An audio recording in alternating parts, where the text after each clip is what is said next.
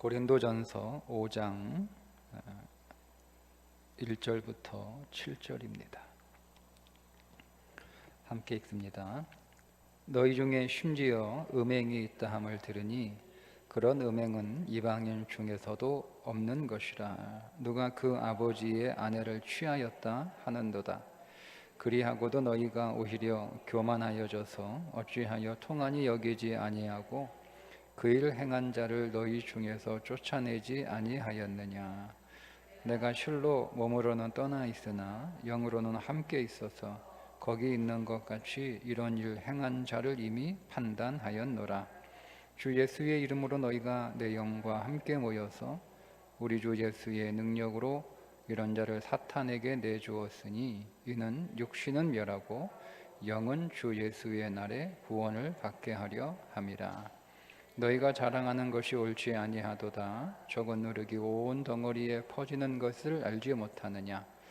너희는 누룩 없는 자인데 새 덩어리가 되기 위하여 묵은 누룩을 내버리라. 우리의 유월절 양 곧 그리스도께서 희생되셨느니라. 아멘.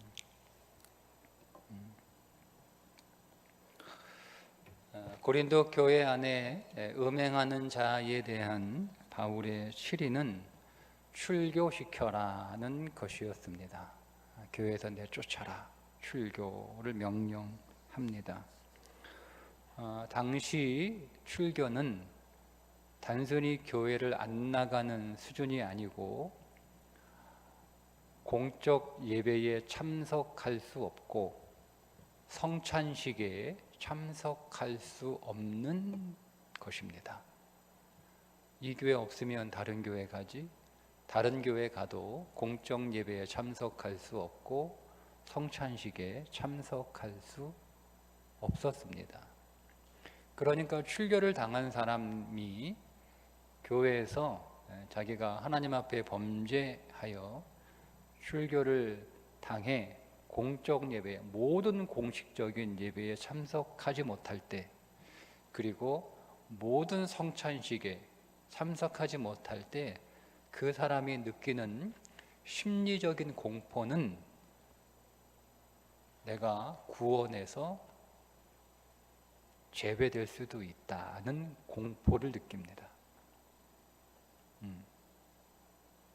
그러니까 바울의 목적은 단순히 교회를 내보내는 게 목적이 아니고 바울의 목적은 출교라고 하는 아주 혹독한 실의를 통해서 바울이 얻고자 하는 그 효과는 뭐냐면 그 사람이 죄를 지으면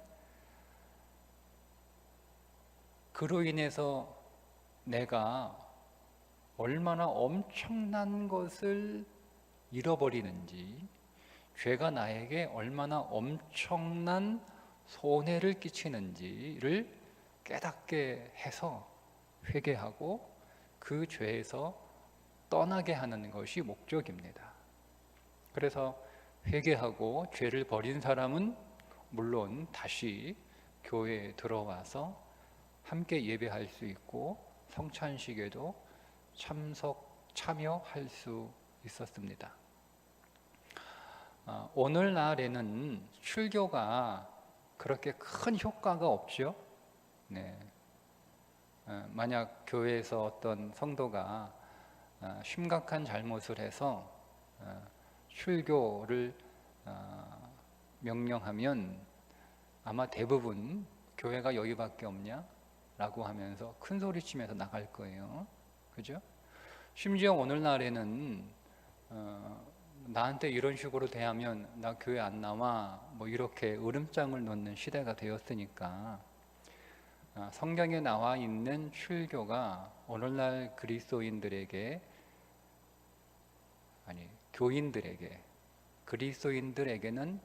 효과가 좀 있어요. 교인들에게는 별로 효과가 없어요. 여러분, 그렇다면 성경에서 오늘 이 고린도전서 5장에 음행한 자를 출교시키라고 하는 이 말씀은 그렇게 의미 없는 말씀이 되겠네요. 그죠? 왜? 출교가 효과가 없잖아요. 효과가.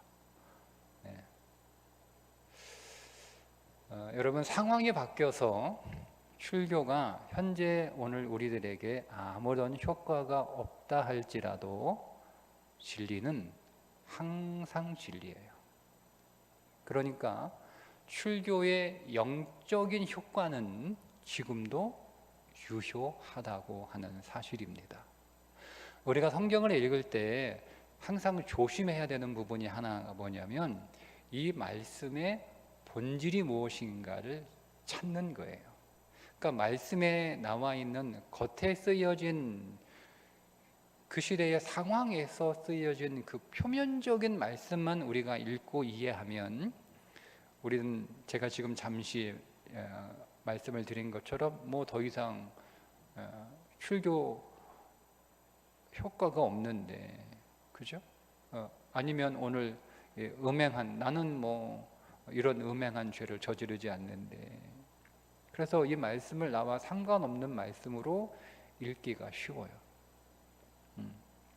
여러분, 그래서 오늘 우리가 성경의 모든 말씀이 다 우리에게 하시는 말씀이죠.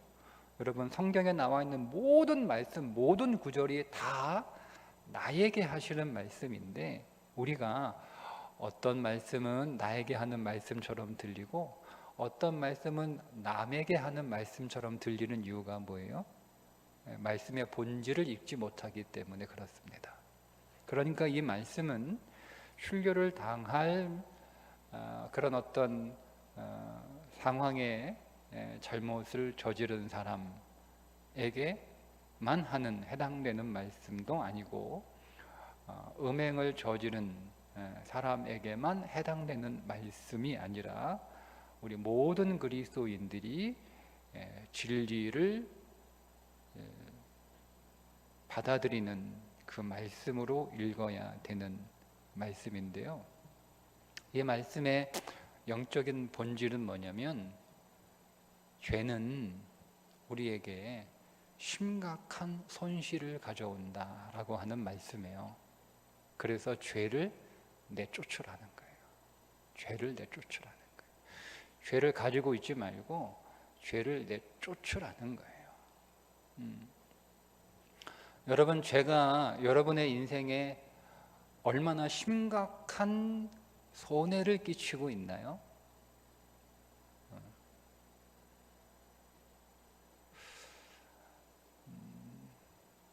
죄가 그렇게 우리가 죄가 나쁜 건 줄은 알아요.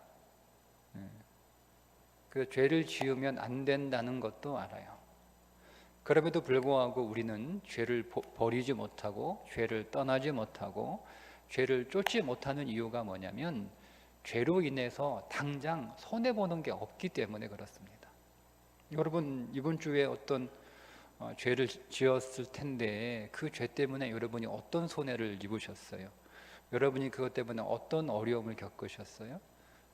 그런 거 별로 없죠. 그죠? 죄 지었는데 아무렇지도 않잖아요. 여러분, 내가 잘못했는데 아무렇지도 않잖아요. 아니, 죄 지어가지고 막 벼락이라도 맞으면, 죄 지었는데 어디 가다가 막 다리 부러지면, 죄 지었는데 어디 가다가 오래전에 청년 하나가 주일날 얼마나 놀고 싶었으면 주일날 놀러 갔겠어요. 주일날 놀러 갔어. 근데 별일 없었으면 나한테 와서 회개 안 했을 텐데 마침 다행히 사고가 난 거야. 주일날 놀러 갔다가. 그러니까 나한테 와가지고요, 목사님, 제가 주일 성수 안 하고 놀러 갔다가 사고 났어요. 다시는 안 그럴게요. 그 다음부터 못해요. 그 다음부터는 못해요. 무슨 배짱으로 주일날 또 놀러 갑니까? 그러니까 그런 일이 있으면 우리는 잘 못하거든요. 그죠? 그런데 주일날 놀러 가도 별일 없어요. 별일 없잖아요. 그죠? 말씀대로 순종하지 않아도 별일 없어요. 그러니까 우리가 나쁜 줄은 아는데, 그렇게 하면 안 되는 줄은 아는데 별일이 없으니까 이거를 죄를 버리지 못하는 거예요. 여러분 만약에 여러분의 주머니에서 죄를 질 때마다 여러분 통장에서 10만 원씩 빠져나간다고 생각해 보세요. 여러분 죄 한 번 지을 때마다 여러분 통장에서 제가 많이 안 가져갈게 10만 원씩만 가져간다. 10만 원도 많나요? 만 원씩 빠진다고 한번 생각해 보세요. 내가 죄를 한 번 지을 때마다 내 통장에서 만 원씩 빠져나가요. 그러면 여러분 죄 짓겠습니까? 네? 근데 여러분 우리가 죄를 지으면 만 원이 아니라 10만 원이 아니라 100만 원이 아니라 그 이상의 엄청난 영적인 손실이 여러분에 있다는 것을 꼭 기억하셔야 되는 거예요. 여러분 종종 이제 정치하는 사람들이 사회적으로 무리를 일으켜서 큰 잘못을 하게 되면 꼭 하는 말이 있어요. 잘못했습니다. 다시는 그러지 않겠습니다. 다시는 이런 일이 없도록 조심하겠습니다. 자숙하면서 지내겠습니다. 그런데 그렇게 말만 하고 또 그 나쁜 짓 또 하죠. 그죠? 왜 그런지 아세요? 그 잘못해놓고 그 손해보는 게 없거든요. 그냥 방송에서 잘못했다, 미안하다, 죽을 죄 졌다, 다시는 그런 일 없도록 자숙하겠다, 뭐 이렇게 없어요. 내가 책임을 지고 정치 그만두겠다, 장관 자리에서 내려오겠다, 사임하겠다, 이런 거 없어요. 그러니까 똑같은 일을 계속 반복하는 거예요. 반복하는 거예요. 여러분 만약에 정치인들이나 뭐 사회 지도자들 가운데 자기가 잘못한 것 때문에 책임을 지고 그만두는 손해를 보는 일들이 그들 안에 있으면 다시는 그런 일 하기가 쉽지 않습니다. 잘못하면 정말 큰 손해가 있구나. 내가 잘못하면 정말 나에게 큰 어려움이 있구나. 여러분 이거를 겪고 나면 다시 그 일을 하기가 쉽지 않거든요. 그러니까 우리의 회개가 왜 말뿐이냐면 되게 말뿐이냐면 우리가 그냥 죄를 져서 좀 마음이 깨름직하기도 하고 양심에 찔리기는 해서 회개는 하는데 그냥 반성은 하는데 그냥 반성으로 끝나요. 왜냐하면 그것 때문에 내가 크게 손해를 보거나 크게 어려움이 있거나 크게 무슨 벌을 받는 게 없거든요. 그런데 여러분 당장은 없는 것처럼 보이는데 크게 어려움이 없는 것처럼 그렇게 여러분 당장은 보이지만 사실은 보이지 않는 영적 세계에서는 엄청난 영적인 손실이 일어나고 있다라고 하는 사실. 그러니까 바울은 고린도 교회 교인들에게 출교라고 하는 실제적인 취리를 통해서 성찬식에 참석하지 못해요. 그리고 공적 예배에 참석할 수 없어요. 그러니까 그렇게 되는 걸 통해서 그렇게 돼서 정말 신앙인이라면 그죠? 믿음도 없고 그냥 교회 놀러 다니는 사람이라면 교회 나오지만 그러면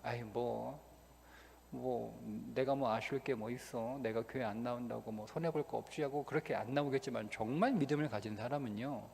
공적 예배에 드리지 못한다라고 하는 치리가 떨어질 때는요. 공포예요, 공포. 내가 이래서 구원에서 떨어지는 게 아닌가? 성찬식에서 참여하지 못하고 성찬식 참여 금지가 떨어지게 되면은요 부들부들 떨어요. 그러니까 그걸 통해서 효과가 뭐냐면 죄가 이렇게 무서운 거나라고 하는 것을 깨닫게 하는 거예요. 그게 목적이에요. 그래서 출교라고 하는 보이지 않는 영적 세계에서 일어나고 있는 죄로 인하여 우리의 그 신앙의 삶, 우리의 인생, 우리의 영혼 이걸 다 망라해서 보이지 않지만 실제로 어떤 일이 일어나고 있는가를 경험하게 해주고 보여주는 조치로 순료가 떨어진 거예요. 그러니까 초대교회는요, 죄 짓고 나면 평창식 참여 금지, 공적 예배 참석 금지, 이게 떨어지게 되면 다시는 죄 짓지 말아야겠다, 그러니까 이런 마음이 정말 그들 안에 정말 진심으로 이렇게 생겨나게 되었던 거죠. 그렇게 해서 신앙의 거룩함과 순결함들을 계속 이렇게 지켜나갈 수가 있었던 거예요. 그러니까 이 원리는 시대가 지났다 하더라도 동일하다는 거예요. 그때는 죄 지으면 잃어버리는 게 많았고, 지금은 여러분 죄 지어도 회개하면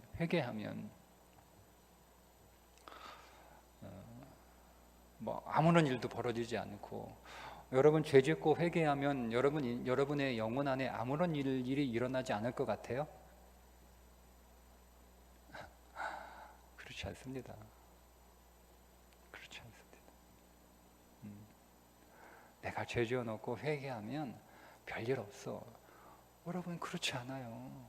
죄를 지으면 여러분 안에 심각한 영적인 손실이 있어요. 심각한 타격이 있어요. 그게 보이지 않을 뿐이에요. 그렇게 해서 여러분, 우리가 죄를 떠나지 않고 계속 죄 가운데 있게 되면 무너집니다. 여러분, 건물에 큰 해머로 빵 한 번 충격을 준다고 해서 건물이 무너지지는 않잖아요. 그죠? 그런데 계속 충격을 주는 거예요. 계속 충격을 줘요. 그래도 건물은 멀쩡해요. 그런데 여러분, 계속 충격을 주면 건물도 골병이 들어요. 우리가 보통 이제 골병 든다고 하잖아요. 골병 든다, 그죠? 몸 생각 안 하고 막 이렇게 일하다 보면 좀 쉴 때 쉬고 해야 되는데 쉬지도 못하고, 먹을 때 좀 먹어야 되는데 먹지도 못하고, 그죠? 그리고 기왕에 먹는 거 좀 잘 챙겨 먹어야 되는데 막 아무거나 먹고, 막 시간 없고 뭐, 그러니까 뭐 젊었을 때 요즘 뭐 청년들 밥 제때 못 먹잖아요. 그죠? 근데 젊음으로 버틴단 말이에요. 우리 애들 하루에 한 끼 먹거나 어느 날은 한 끼도 못 먹어요. 그 뭐 급하게 먹어야 되니까 뭐 인스턴트 먹고. 이게 젊으니까 괜찮아요. 근데 골병 들어요. 그게 골병 드는 거잖아요. 그 나중에 골병 들면 어떻게 돼요? 골병 들면 심각해지는 거예요. 그거 뭐 약 한두 번 써가지고 고치는 게 아니잖아요. 못 고칠 수도 있어요. 그런 것처럼 여러분, 죄도 우리가 뭐 그렇게 특별히 별일이 안 일어나요. 참 죄 한 번 져가지고 하늘에서 벼락 떨어지는 게 참 감사하고 은혜인 거야. 정신 번쩍 들거든요. 그러면 뭐 근데 하나님은 참 기다리시고 참으시고 기회를 주시고 이렇게 하시는 건데, 우리는 그거를 하나님이 인내하시고 참으시고 기회 주신다라고 생각하는 게 아니라 별일 없네 이러는 거예요. 별일 없네. 여러분 골병 들어요. 여러분 인생에 골병 들어요. 그래서 멀쩡하다가 어느 한순간에 훅 갑니다. 그게 죄예요. 그게 죄예요. 그러니까 그 죄를 지금 바울이 오늘 고린도서를 통해서 우리들에게 성령께서 죄를 내쫓으라는 거예요. 죄를 내쫓으라. 왜 제가 아무렇지도 않은 듯 그렇게 왜 죄를 가지고 있느냐, 왜 죄와 함께 살고 있느냐, 이렇게 지금 책망하는 거예요. 그런데 여러분, 오늘 본문의 말씀은 누구를 내쫓으라고 지금 치리하는 거냐면 음행한 자를 내쫓으라 이렇게 말하고 있죠. 여러분, 성경에서 음행은 단순히 성적인 범죄만을 얘기하는 것은 아닙니다. 물론 음행은 성적인 범죄를 포함하고 있지만, 그러나 음행은 성적인 범죄만을 말하고 있는 것은 아닙니다. 그러면 나하고 상관없는 말씀이 되는 거예요. 성경에서 음행이 어떤 죄인지를 가장 잘 보여주는 성경이 호세아서입니다. 호세아가 음란한 여자 고멜을 데려다가 신부로 삼죠. 그죠? 결혼할 수 없는 여자예요. 그런데 그런 여인을 하나님이 가서 고멜하고 결혼해 이렇게 명령하시니까, 그래서 고멜 데리고 와서 결혼을 하죠. 그런데 고멜이 나 같은 여자와 결혼해 주다니, 그 얼마나 여러분 고맙고 감사한 거예요. 이제는 내가 과거를 청산하고 이후로부터는 내가 한 남자의 아내로 정숙하고 순결하게 성실하게 살아야겠다. 그러면 좋으련만 옛날 버릇 못 버려가지고 또 집을 나가서 다른 남자 만나는 거예요. 그 호세아와 고멜의 이야기는 그리스도와 우리의 이야기입니다. 호세아, 여호수아, 예수는 발음만 다를 뿐 같은 뜻입니다. 하나님이 우리를 구원하셨다라는 뜻입니다. 발음만 다를 뿐이에요. 그러니까 호세아서의 호세아는 우리 주 예수 그리스도를 상징하는 인물이고, 호세아가 데려온 고멜이라고 하는 음란한 여인은 세상에서 음란한 삶을 살았던, 즉 세상과 벗하며 세상과 짝하며 세상과 사귀었던 우리 자신 그리스도인들을 상징하는 인물입니다. 그런데 그 고멜이 호세아를 떠났잖아요. 버리고 다시 집을 나갔단 말이에요. 그 말은 예수 그리스도와 혼인한 그리스도인들이 난 예수 안 믿어 이렇게 교회를 떠나고 예수를 떠난 게 아니라 기도하지 않는 거예요. 기도하지 않는 거예요. 여러분, 그리스도와 멀어지는 첫 번째 사건이 기도하지 않는 겁니다. 자, 여러분 예를 들면 부부 사이에서 부부가 이렇게 사이좋게 잘 지내다가 부부싸움 하잖아요. 그죠? 그 제일 먼저 뭘 안 해요? 부탁을 안 해요. 그죠? 부탁을 안 해요. 치사해서 부탁을 안 해요. 해봐야 안 들어주니까 안 해요. 그러니까 대화는 하는데, 뭐 필요하면 대화하는데 부탁은 안 한단 말이에요. 근데 여러분, 뭐 그렇지 않더라도 우리 사이에서 관계가 단절이 되면은요, 첫 번째 현상이 부탁을 안 하는 거예요. 뭐 해달라고 안 하잖아요. 우리가 사이 좋을 때는 뭐 좀 해달라 이렇게 쉽게 얘기할 수 있는데, 사이가 조금 이렇게 어색하거나 사이가 조금 멀어지거나 혹은 사이가 나빠지게 되면 부탁 못 하잖아요. 그죠? 그러니까 여러분, 신앙생활에서 그리스도와 멀어지는 첫 번째 현상, 첫 걸음은 기도하지 않는 겁니다. 그렇게 계속 기도하지 않으면 마지막 종착역이 뭐냐면 음행입니다. 마지막 종착역이. 그러니까 그리스도와 멀어지는 마지막 결론은 영적으로 음행하는 삶을 살아가고, 그리고 실제적으로 육신적으로도 음행하는 사건이 일어납니다. 여러분, 이건 영적인 원리입니다. 그래서 음행을 내쫓으라, 음행한 자를 내쫓으라 라고 말씀하시는 성경의 내용은 뭐냐면, 기도하지 않는 삶을 내쫓으라는 거예요. 기도하지 않아도 괜찮아. 여러분, 기도하지 않았는데 뭐 별일 있어요? 여러분, 기도하지 않고 일했는데 이번 달에 내가 기도하고 일 안 했더니 지난달에 보다 수입이 줄어들었습니까? 내가 이번 달에 기도 안 하고 공부했더니 내가 지난 학기보다 성적이 떨어졌습니까? 어떻습니까? 똑같잖아요. 어떤 때는 기도 안 하고 했는데 더 잘 되는 거야. 기도 안 해도 별일 없네. 기도 안 해도 괜찮네. 기도 안 해도 할 수 있네. 그런 마음, 기도 안 해도 괜찮다라고 하는 그런 믿음, 그 삶을 내쫓으라는 거예요. 내쫓으라는 거예요.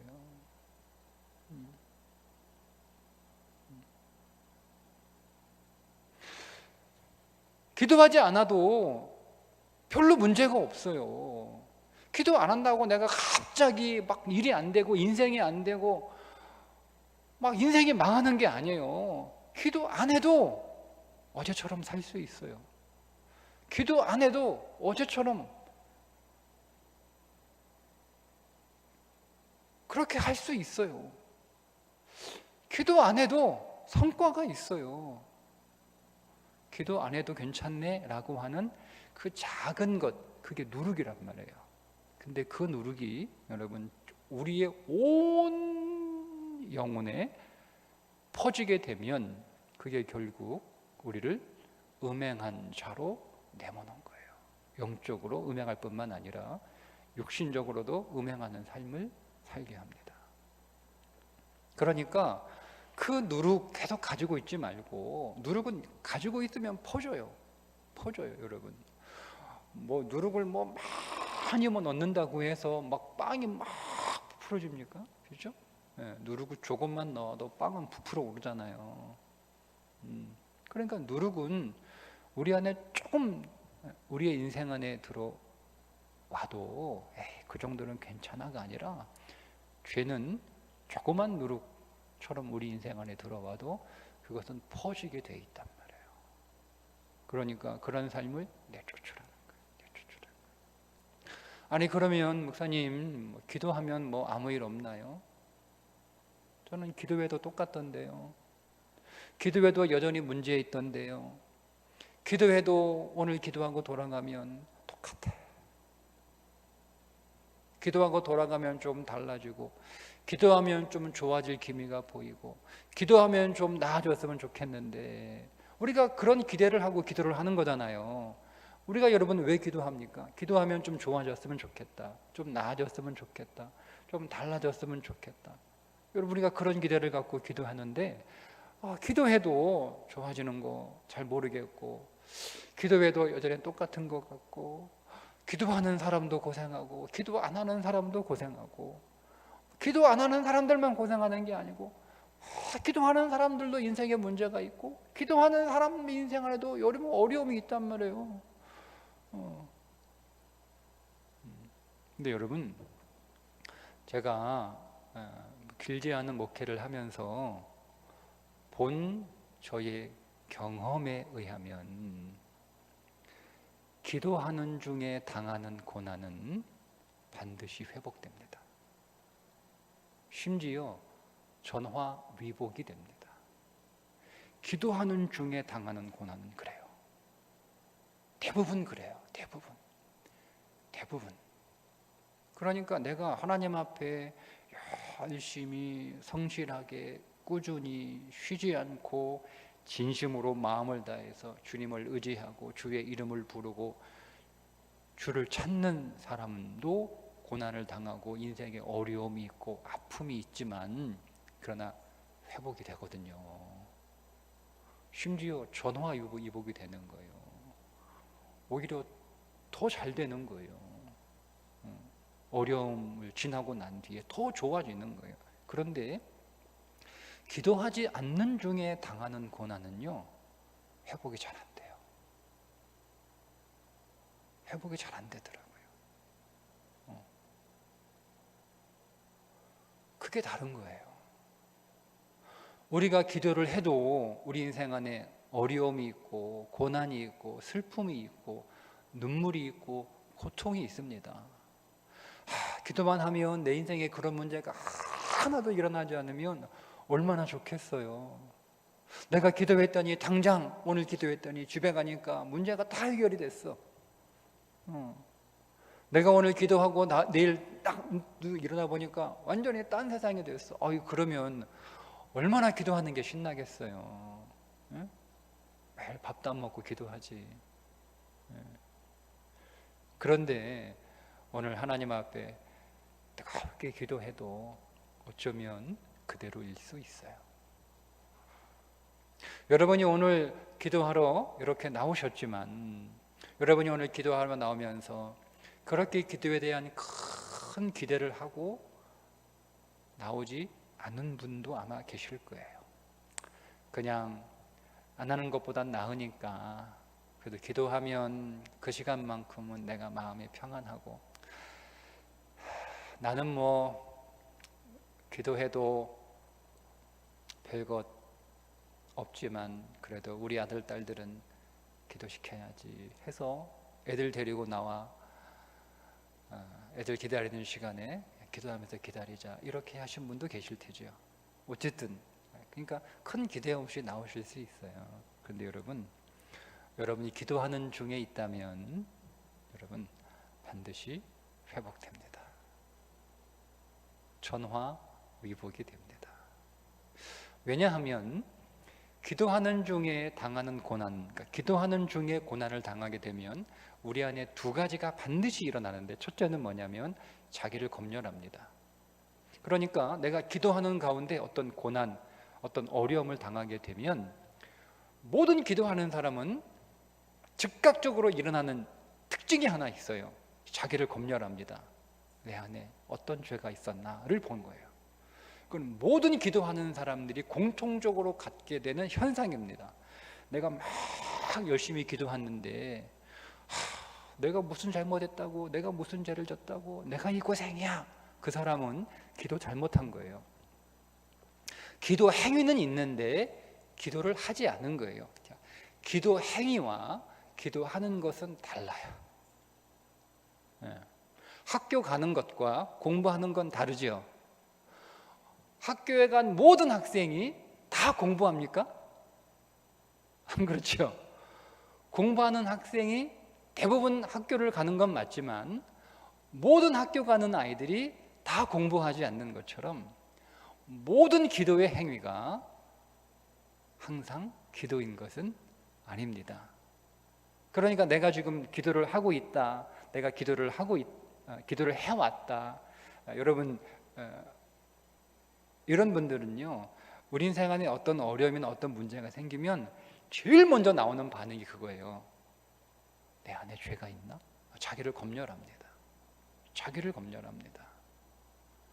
기도를 안 하거나 기도 행위만 있었던 사람들은 옆에 있는 사람을 검열합니다. 자기를 검열하지 않습니다. 네가 문제야. 너 때문이야. 너 때문에 내가 이렇게 슬픈 거야. 너 때문에 내가 이렇게 아픈 거야. 너 때문에 내가 이렇게 괴로운 거야. 당신이 문제야. 여러분 이렇게 하는 거예요. 내가 환경 때문에 이런 일을 당하는 거야. 내가 상황 때문에 내가 이런 어려움을 당하는 거야. 다 탓만 합니다. 여러분 그래서 우리가 기도하는 중에 고난을 당하게 되면 죄를 찾기 때문에 굉장히 순결해집니다. 굉장히 순결입니다. 그래서 회복이 됩니다. 자기를 검열하니까. 여러분 그런데 기도하지 않는 상황에서 여러분 우리가 문제와 고난을 당하게 되면 거의 대부분이 불평합니다. 항상 탓하고요. 언제나 원망합니다. 언제나 원망합니다. 그러니까 회복이 안 되는 거예요. 더 나빠지는 거예요. 더 나빠지는 거예요. 두 번째, 기도하는 가운데 고난을 당하게 되면 모든 고난이 죄로부터 오는 것은 아닙니다. 죄가 우리에게 고난을 가져오는 것은 맞지만 그렇다고 모든 고난이 다 죄 때문이냐? 그렇진 않죠. 죄가 없어도 우리는 고난 가운데 처할 때가 있는데 우리는 그때를 성경은 연단, 훈련이라고 부르죠. 그러니까 오늘 우리가 계속 기도하는 가운데 고난을 당하게 되면 첫 번째 죄를 찾아요. 내 안에 어떤 문제가 있구나, 어떤 문제가 있을까를 찾죠. 찾는 거예요. 그래서 그것들을 정리합니다. 해결합니다. 회개할 거 회개하고, 돌이킬 거 돌이키고, 떠날 거 떠나고, 버릴 거 버리고, 사과할 거 사과하고, 물어줄 거 다 물어주고 합니다. 적극적으로. 회개는 여러분 말로 하는 게 회개가 아니에요. 회개는 여러분들 하나님 앞에서 아무리 많이 울고불고 회개했어도 그 죄가 하나님과 나 사이의 죄라면 하나님한테 막 울고불고 회개하고 그 죄를 털어버리면 되는 거예요. 그런데 오늘 우리의 죄가 사람과 사람 사이에서 일어나는 죄였다면 하나님 붙잡고 하나님하고만 해결하면 안 돼요. 그 사람하고도 해결을 봐야 되는 거예요. 가서 미안하다, 잘못했다, 어떻게 하면 내가 당신의 마음에 입힌 상처를 회복할 수 있을까? 응? 뭐든지 내가 하겠다. 정말 진심으로 미안하다. 뭐든지 하겠다. 얘기해 달라. 그때 그게 회개인 거예요. 회개인 거예요. 그러니까 여러분, 이 모든 회개를 다 말로만 퉁치려고 하지 마세요.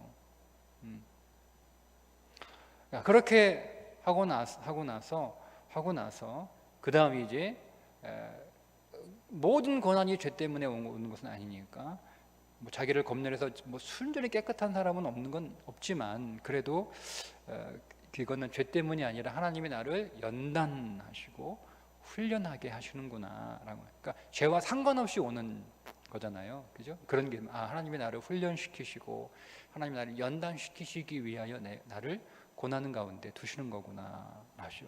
그거 알아요. 그걸 알게 돼요. 그러면 여러분, 기도하는 중에 당하는 고난을 통해 나는 더 강해집니다. 굉장히 강해집니다. 영적으로 굉장히 강해집니다. 영적으로 강해진다라고 하는 말은 우리의 전 인격적으로 강해진다는 뜻입니다. 저는 그렇게 사용을 합니다. 그러니까 우리의 마음도 강해지고요, 우리의 몸도 육신도 강해지고요, 우리의 신앙도 강해지고요. 다 강해집니다. 관계도 강해지고요, 일도 강해지고 공부도 강해지고 다 강해집니다. 다 강해집니다. 그러니까 여러분, 내가 고난을 통하여 더 강해지니까, 더 강력해지고 더 내가 능력이 이렇게 한층 더 올라가니까요, 회복이 될 뿐만 아니라 삶이 더 좋아지는 거예요.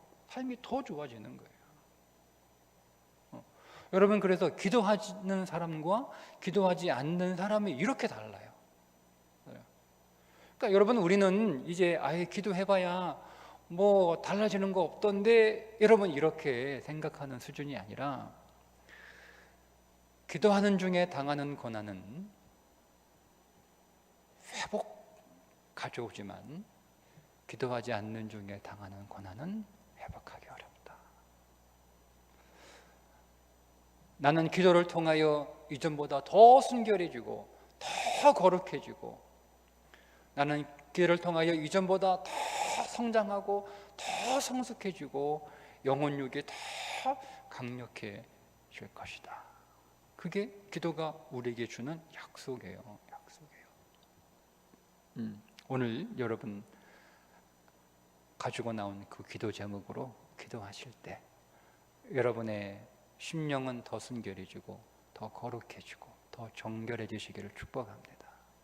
여러분의 삶은 더 강해지시기를 주님의 이름으로 축복합니다.